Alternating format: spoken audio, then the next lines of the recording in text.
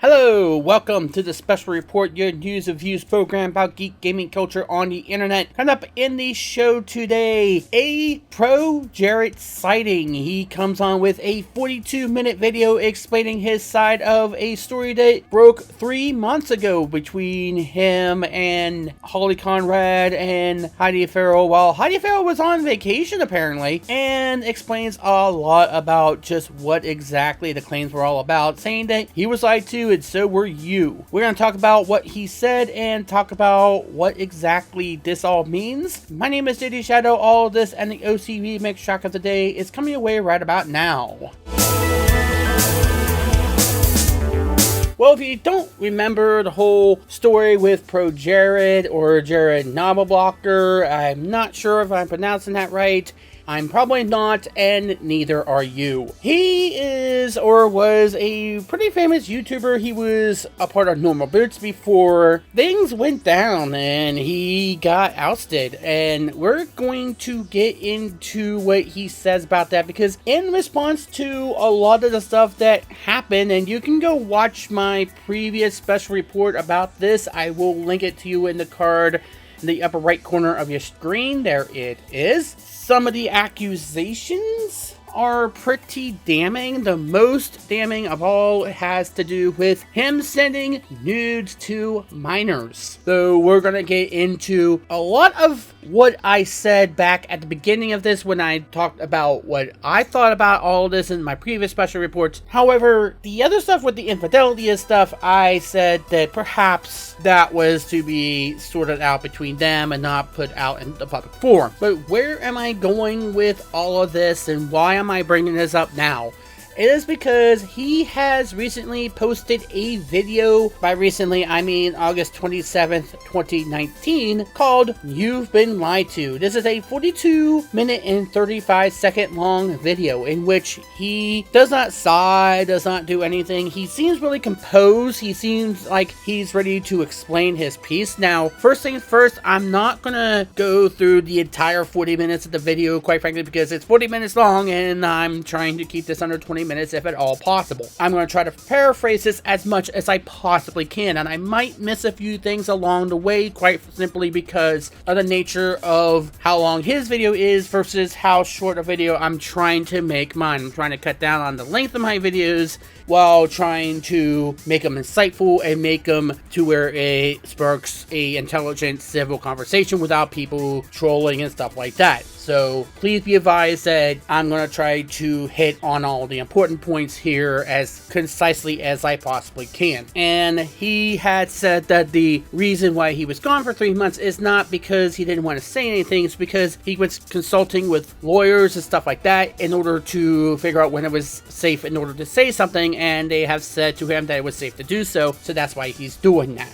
Now I'll get to what I think about everything here in just a moment. But then he goes and then he tries to get receipts, saying he has the receipts. He has stuff to prove that he is telling the truth. And the first thing that he hits on is the nudes. And this is the one thing that I do believe that he was flawed upon when he first addressed this situation 3 months ago. This was the one thing that he completely ignored. Now he's addressing it, and now he's saying consensual adults. Now he's saying that yes, he did send nudes, but it was all consensual. That there was this whole thing where if you wanted to express yourself in that sort of way, like a nudist colony, an all-nine nudist colony, the best I could come up with as an explanation for all of that, then you were free to do so. And he did not intend for this to be a power grab. This was not intended to be anything to where he had all the power or anything like that. He then goes into how some people were actually manipulating evidence, that were saying that he was not asking anybody whether or not they were over 18, when he showed other aspects of saying that yeah, he was asking them. And that is going to be a little debated, and I'll go into detail about why that is, though he does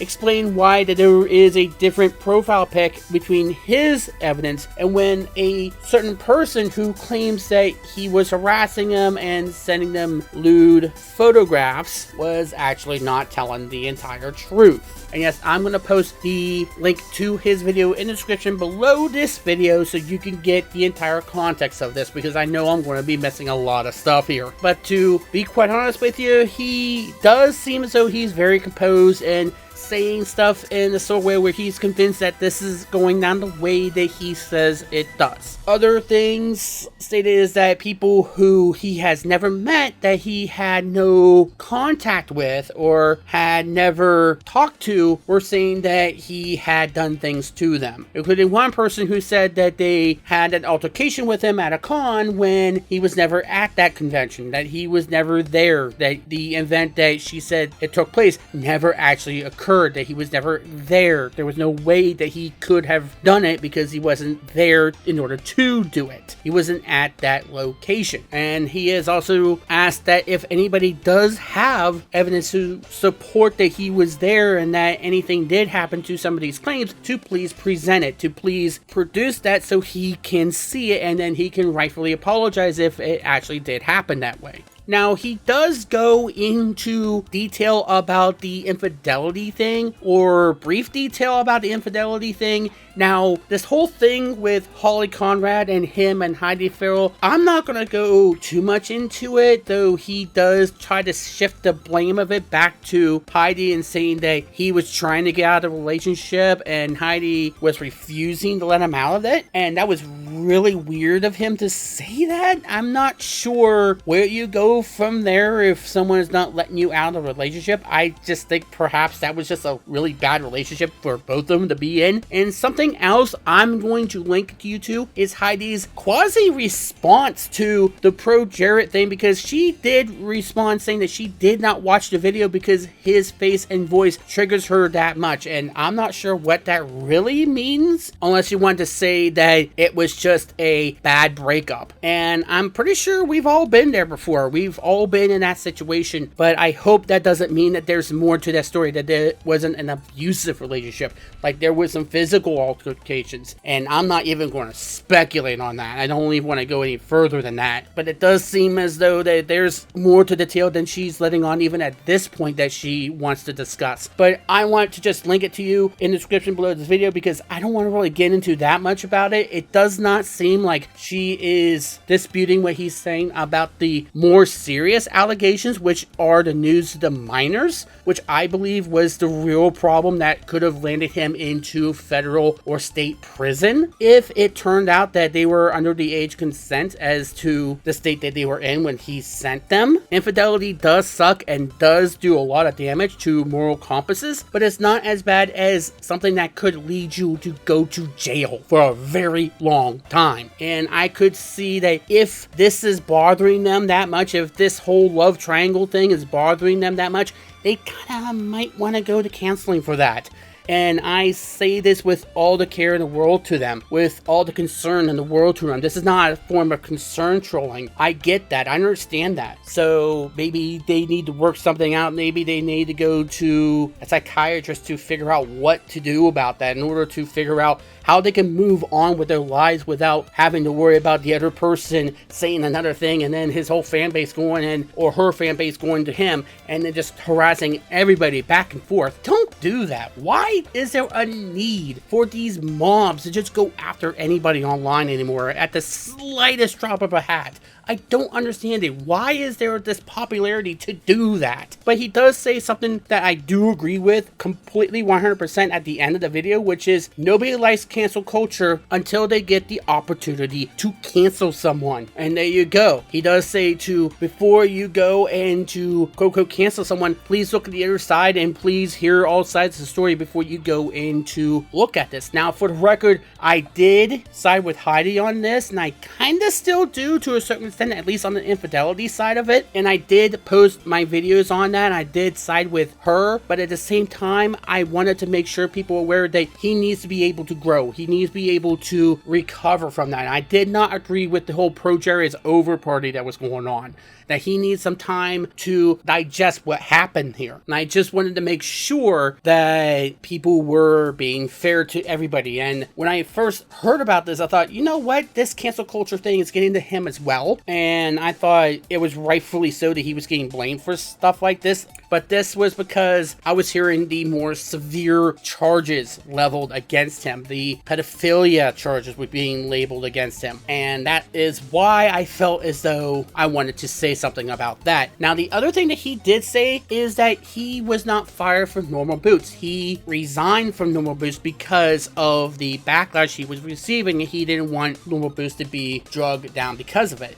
And that there were a few people that he said didn't remember him doing some of the stuff that he was accused of doing. One of them being the completionist, Gerard Corrali, somebody who I watch regularly, actually. So there is that. Now, the first thing I need to bring up as it pertains to cancel culture, and I do agree with him on that point, is that he did describe himself as male feminist, which there's no problem with that. I don't mind that at all. The problem in that is that there was another person who was a part of Normal Boots. You probably know him by JonTron, and if I'm not mistaken, ProJared did seem to want to cancel him after the whole thing that went down between him and Destiny on that debate. And I don't want to go into that too much because it's kind of been done to death. It's kind of been talked about to death, and I don't want to really add things to it that has already been added. So there is that. But maybe now that ProJared knows how it feels to be included into stuff like that, maybe he wants to go back and say, maybe I should have not been so harsh on JonTron and hear him out. And maybe he should practice what he preaches there. Now, as far as cancel culture in and of itself, you guys all know how I feel about that. It's been getting out of hand. And I do agree that perhaps we need to look at both sides of the story before we go and say what we need to say.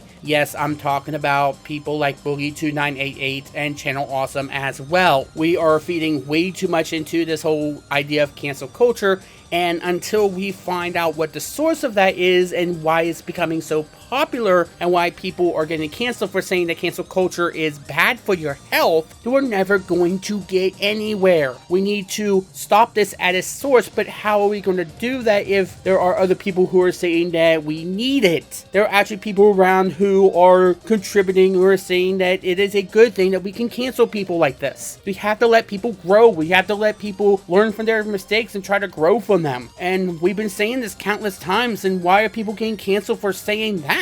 Why are we making this so popular? Why is hate bait journalism so popular, where the only thing it ever does is to create creator on creator harassment? We're seeing this out of people who are going after Boogie2988. And I've gone into great detail about how Cinematic Venom is going and contributing to this hate bait journalism because of his stuff about Channel Awesome recently. This is something that is unfortunately becoming a mainstay of recent years. Why is it that we are drawn to this? Why is it that we're not happy unless we're making someone else's life a living hell? I don't understand this. I don't understand that we can't let people grow unless it is for page clicks, unless it is for your own benefit. It is not something that we should be doing. That's showing a weakness. That's showing that you have nothing else to offer to people except to bring other people down. I don't understand that. And that's why, in that sense, I do agree with him. I do agree with ProJared on that situation. Now, there are some other tweets when other people brought up pictures that he sent that I don't know if he actually addressed, at least not in detail. I know that he did try to do a catch-all thing here, and I have to say that this response seems to be really well done in the notion that he's composed, he's not stumbling through everything, he's not trying to to split hairs or anything like that. He seems to have his responses pretty well thought out. Now, the big thing that I want to bring up, the one thing that I really need to bring up, there's two things actually I need to bring up. One is what I said before, is that the people who were going and getting on ProJared's case were the same people who 5 years ago excused Zoe Quinn when she did her infidelity. And should I say the name of what that eventually led to? Because that would get me into a hell of a lot of trouble. I won't this time, but I'm getting really sick and tired of having to censor myself because you probably all know what I want to say. But in any case, those people, you might want to go back and look at what you said about Zoe Quinn and how you excuse that. But that having been said, that's one thing. Now, the second thing, and this is the most important thing, is that he said he was talking to his lawyers and stuff like that in order to see if it was safe to bring things up. Now, what does that mean? There's an underlying thing about all of that. The first 5 minutes are very important because it insinuates, it suggests that he is going to take further action in the form of perhaps a lawsuit. Now, if that's the case, if that is what happens here, then there's going to be, and I said this before, another big thing that will get brought up is the age of consent in other parts of the world and other parts of the United States. And that had to do with the more serious charge of sending nude pics or lewd pics to minors, or what they perceive as minors. And that had to do with the Sony censorship thing. That could bring that into the equation and may set a precedent for what is thought of there. And that is something that neither Sony nor Risa, who keep harping on that whole thing and keep saying that Sony's doing the right thing by censoring those types of games, I don't think they want to see this set a precedent for that. And it's something that not a lot of people who were covering this brought up, and I would have loved to have seen him bring this up. A lot of people think about, oh, he's doing infidelity. You know how many people have cheated on their spouse or on their significant others? They shouldn't be doing that. Moral compass be damned. But you know how common that is, sadly? It's hardly as serious as something that can lead you to jail. But if this becomes something that goes further, that becomes a civil suit, then who's going to be involved in that? Who is he going to sue? Is he going to sue Heidi? Is he going to sue Normal Boots? Is he going to sue whoever it was that made those accusations for libel and slander? Hell, could this be more than just a civil case? Maybe someone else could end up going to prison for this. There's a lot of different things that can come from that, and I think this is something we're going to have to keep an eye on, because I don't think this is just internet drama anymore because of that one simple thing he said about he was talking to his lawyers and stuff like that. Because that tells me that maybe this is going to be something that plays out in a court of law. And if that's the case, this becomes a lot more interesting and becomes a lot more serious. And that's why I'm reporting on this. That's why I'm saying something about this, because I want people to understand that this is not just internet drama. I debated long and hard whether or not I should say something about this, but that one thing, that one aspect, that he said that before going into great detail about what this was all about, makes me think this is going to become something a lot more serious than just that some people may get severely and seriously hit from this, that we're going to hear a lot more about this now, and that's going to be something that's going to be covered in the mainstream media. And if that's the case, it sets a precedent for other things that could have a high impact on the game industry as a whole. That makes me think that we need to take this whole thing, although this is just internet drama and people think, oh, this is just three people who are as bad because of infidelity, keep in mind that he is talking with lawyers. This makes it more than just internet drama. This may become a courtroom drama. People can get in real trouble now if he decides to go into a lawsuit. So don't laugh at this. Don't say that this is just an internet meme anymore. If it ends up going into the court system, this might be something that not only we're going to hear a lot more of, but people who are dreading being subject to hearing a lot more of it may be the ones that need to listen to it, because who knows what the outcome of it may affect going forward. That's going to do it for this edition of the special report. Thanks as always for watching. If you like what you see, please hit a like on the video and please subscribe for more geek gaming culture, and also ring that bell to be notified of new videos that I put out. But before I go, let's do the OCREMIX track of the day, and continuing with our theme of music that Total Biscuit used in his shows, we are on the 4th Sailbox Music in the Mix. It's from Big Giant Circles, one of the remixers he's used before. This one is called Eastern Icefield from Sonic the Hedgehog 3. So I hope you enjoy it. Pretty calm and soothing mix here. I will see you next time. My name is JD Shadow, and that just happened.